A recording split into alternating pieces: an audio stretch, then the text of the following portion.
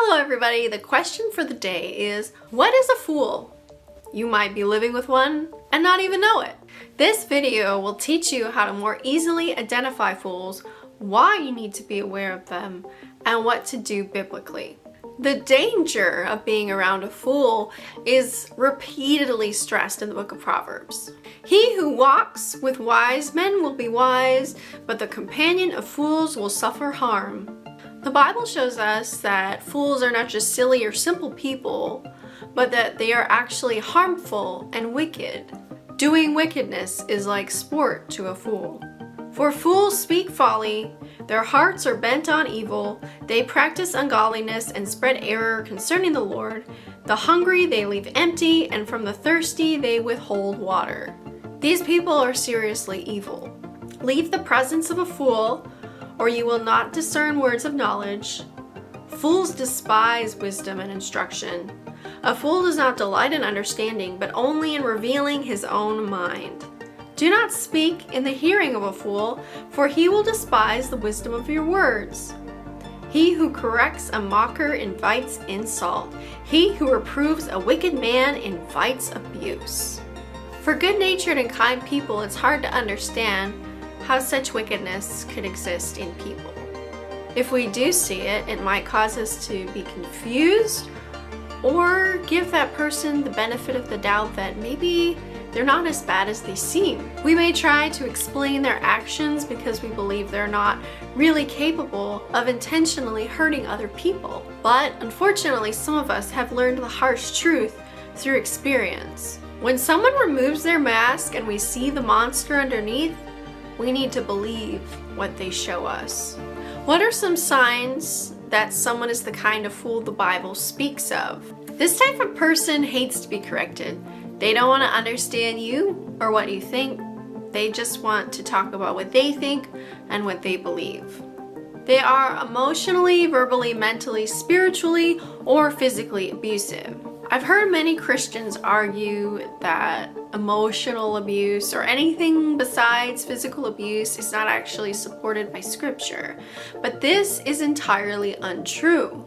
Older versions of the Bible use the word reviler to describe someone who is emotionally abusive, someone who insults, calls names, or has angry outbursts and curses. Though the Bible may not mention emotional abuse by name, the same actions that are used by an emotionally abusive person are mentioned and shown as evil. Manipulation, mind games, gaslighting, which is a form of lying, deceiving, and intentionally making a person question themselves. These are all evil tactics that are in direct opposition to love. A person who practices evil and spreads error about God, using the Bible as a weapon and twisting scripture in order to manipulate and get another person to do what they want, that person is a fool. And anyone who attempts to correct a fool invites abuse upon themselves. Fools tend to be unreasonable, narcissistic, and in their own bubble with their own created reality and rules. Attempting to change their minds often backfires badly. So what do we do with these type of people? They may be your friend, they may be a coworker, a boss, a loved one, a family member, it may be a spouse, a pastor, a mentor, a teacher, etc. They can be any type of people in your life. Biblically speaking, we cannot fix them or change them, and we should not attempt to do so. I understand that when we love people, it's in us to want to talk to them and want to try to work things out and to want to reach them. But a fool does not respond to reason, a fool does not respond to wisdom, and speaking to them may actually cause us harm. God is clearly warning us for our own protection.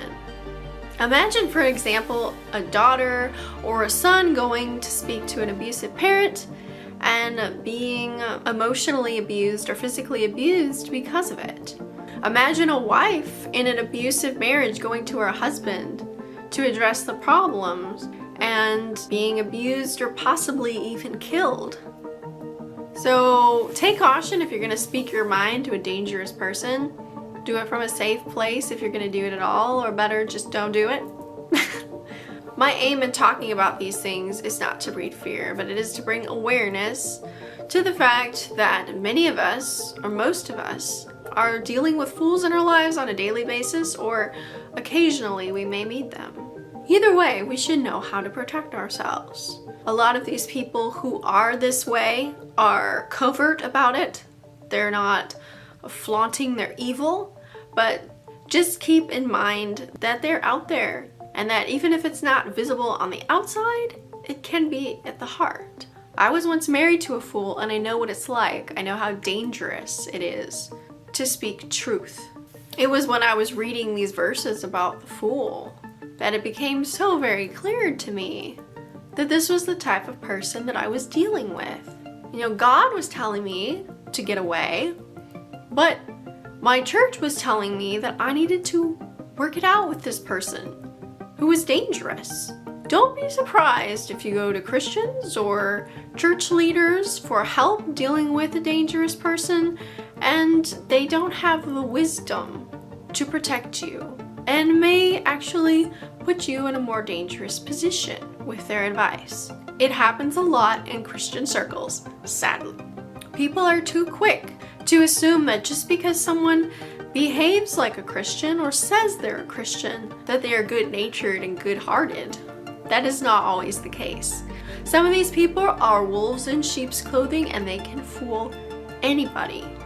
And a lot of times when women come forward, people just don't believe them because they think, oh, well, her husband is so nice and so amazing and so Christ-like. But these types of people are very good at being one way with everyone else and a totally different person in the privacy of their homes.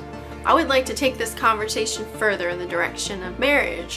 What do you do if you're married to a fool? Please select the thumbnail above to be directed to the next video where we will continue this discussion. And if you like the content, please subscribe. If you are a viewer with a question that you'd like to ask, please write a comment below. If you are in a difficult situation, please look down in the description and find my email. You can message me there and I'll do my best to point you in the right direction.